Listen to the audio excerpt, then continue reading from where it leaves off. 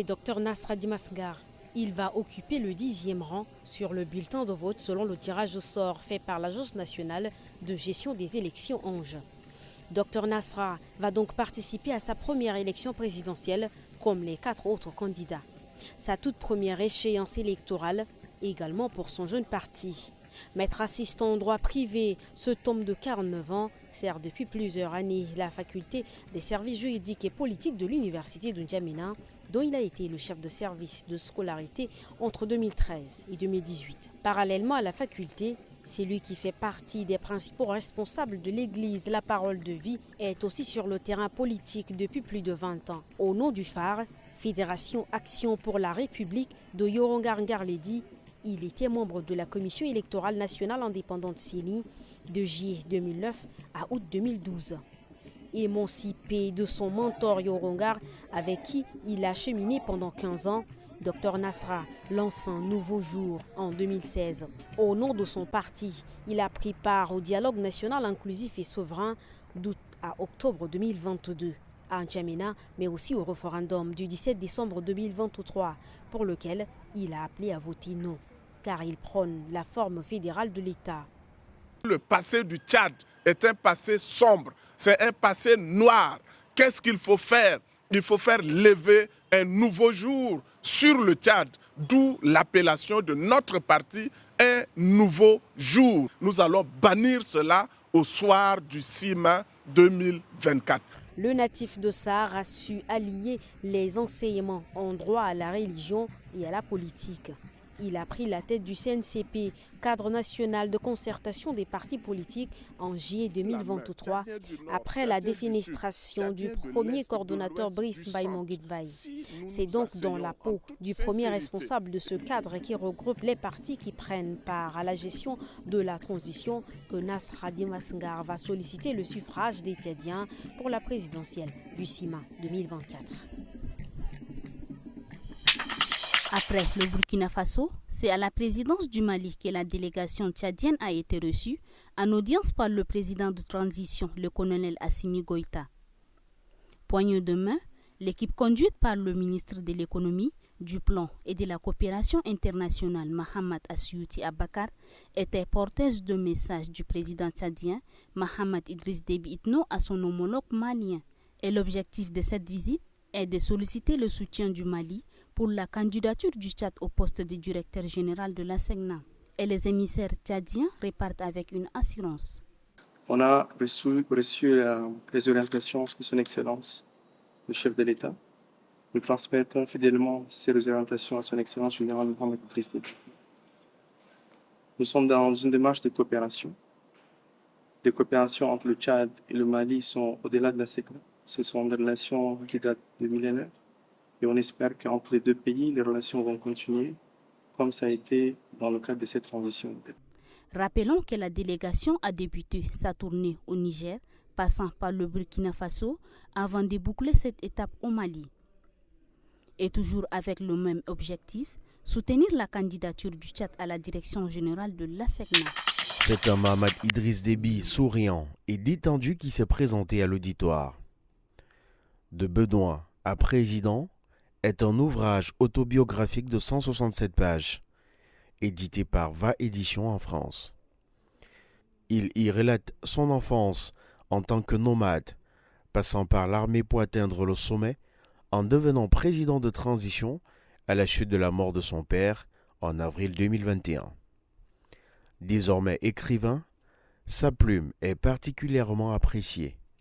Par la forme, j'avoue que le texte est bien écrit. Je vous le dis en toute sincérité, parce que je ne suis pas de nature à vous raconter des choses qui n'existent pas. Il est bien écrit, votre texte. On sent que vous l'avez bien travaillé, lu et relu. Voilà pourquoi il se lit aisément. Naturellement, il y a quelques coquilles, mais cela rentre dans l'ordre des choses. Ému, l'auteur donne l'une des raisons qui l'ont amené à plonger sa plume dans l'encre.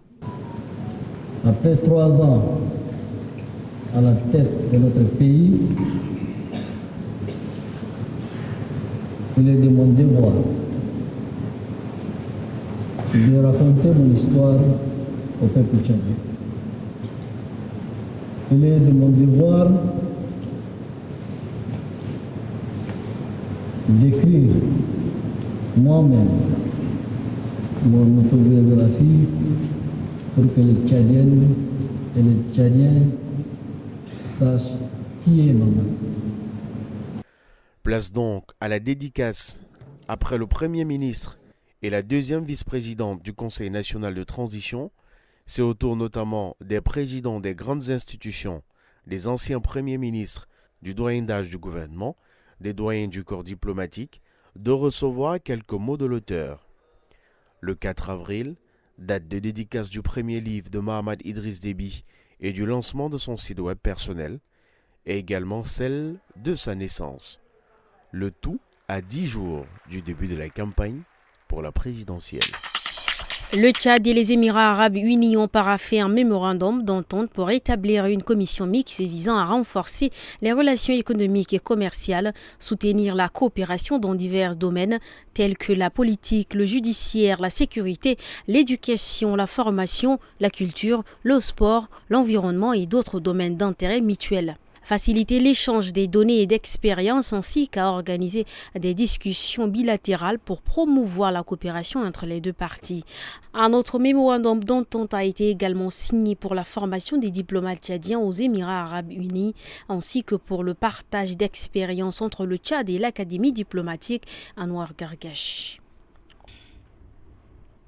C'est dans le cadre d'une évaluation de la situation sécuritaire des étudiants tchadiens vivant au Cameroun que le ministre d'État, ministre des Affaires étrangères et des Tchadiens de l'étranger, Mahamat Saleh Anadif, a reçu en audience ce vendredi 5 avril 2024 la délégation conjointe du ministère des Affaires étrangères et le ministère de la Sécurité et de l'Immigration, conduite par Mbodo Seyid, directeur général de l'administration des affaires juridiques, qui s'est rendu au Cameroun avec un seul objectif, celui de collecter les informations sur la question sécuritaire des étudiants tchadiens, dont il avoue que les 10 jours passés au Cameroun ont permis d'apporter la lumière sur la question de la tracasserie des agents de sécurité camerounais.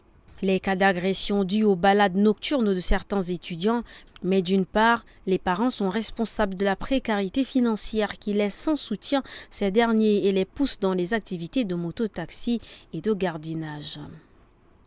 Au Togo, les opposants politiques et la société civile aussi entre surprise et colère. Les réactions sont vives en ce 4 avril au lendemain du report des élections législatives et régionales qui était prévu le 20 avril. Une annonce de la présidence tombée à quelques heures seulement de l'ouverture de la campagne. Il s'agit d'un léger réaménagement du calendrier électoral selon la présidence, le temps que l'Assemblée nationale mène des consultations autour de la nouvelle constitution. Ce texte voté par les députés il y a une dizaine de jours alors que leur mandat a expiré fin décembre est rejeté par l'opposition. C'est un accord de partenariat qui vise à soutenir la stratégie de digitalisation de ces deux structures et servir leurs ambitions d'être des acteurs majeurs de l'inclusion financière dans le contexte du pays marqué par un taux de bancarisation perfectible. Nous allons être pour vous un vivier de développement en même temps que notre objectif est de capter une majorité de vos clients à nos guichets pour le développement de nos affaires communes. Et donc, cette convention que nous sommes en train de signer, nous la mettons sous le sceau du développement mutuel de nos deux institutions. Selon l'un des partenaires Airtel Tchad, ce partenariat prépare donc le terrain au déploiement à venir des produits et services. Aujourd'hui, je pense qu'avec la technologie, si on joint les deux entités, nous pouvons aller à faire beaucoup de choses pour le Tchad et beaucoup de choses pour la clientèle de banque et la clientèle des services de proximité aussi. Donc c'est un partenariat que nous saluons nous aussi. Et nous allons tout faire pour poursuivre l'aventure et aussi pourquoi ne pas pousser ce partenariat vers d'autres horizons, vers les autres pays où Airtel Money est présent et Chorus est présent. Et c'est pour la toute première fois que ces deux institutions signent une collaboration de cette envergure. À chaque fois, elles sont en alerte maximale. Guetter l'arrivée des agents municipaux et surtout la clientèle. Et chaque arrêt d'un potentiel acheteur, c'est la course aux clients qui débute. Sous cet échangeur de Chagua Ce vendeuse de poissons préfère vendre ici, au bord du goudron, au risque à encourir. Ici, on fait le marché un peu, mais par dedans, il n'y a pas le marché carrément. C'est pour cela qu'on reste ici. Nous, on préfère ici parce qu'il y a certains clients là qui passent au cours de rue, ils voient le poisson, ils l'achètent. Il y a certains clients qui n'arrivent même pas à aller par dedans. Donc, par dedans, là, sauf que les vendeurs de poissons ont leurs clients potentiels. Donc, nous, là, on n'a pas. Parfois, les mairies viennent là, nous renvoient, on reste devant le porte. Après, eux, ils partent, on vient devant le goudron. Sinon, l'autre marché, là, il n'y a pas de parking. Là, on va garer les motos, il faut venir payer les poissons. Là, c'est difficile avec nous. C'est pour cela qu'on reste devant le goudron, il faut faire le marché. Le marché, elles font au bord du goudron, malgré l'interdiction de la mairie.